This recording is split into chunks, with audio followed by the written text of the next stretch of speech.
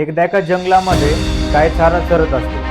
गाय चारा चरताना तिच्या पाठीमागे एक सिंह येतो. सिंहाला बघूनच गाय एकदम जोरात पळायला लागते. मग सिंह सुद्धा त्या गायीचा पाठलाग करतो. मग थोडंसं पुढे गेल्यानंतर गायीला वाटतं की आपला अंत आता जवळ आलेला आहे. मग गाय आणखीन जोरात जीव तोडून पळते. मग पळता पळता गाय एका खूप मोठ्या दलदलमध्ये फसते. सिंह सुद्धा त्या गायीचा पाठलाग करत त्या दलदलीमध्ये फसतो. मग दोघे सुद्धा फक्त थोड्याशा अंतरावरती त्या दलदलीमध्ये स्थिर होतात. तेव्हा गाय सिंहाला म्हणते की तुझा पण मालक किंवा मित्र आहे का?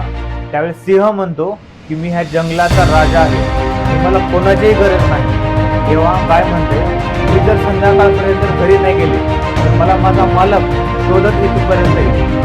संध्याकाळ झाल्यानंतर त्या गायीचा मालक त्या गायीचा शोध घेतो आणि गायीपर्यंत पोहोचतो.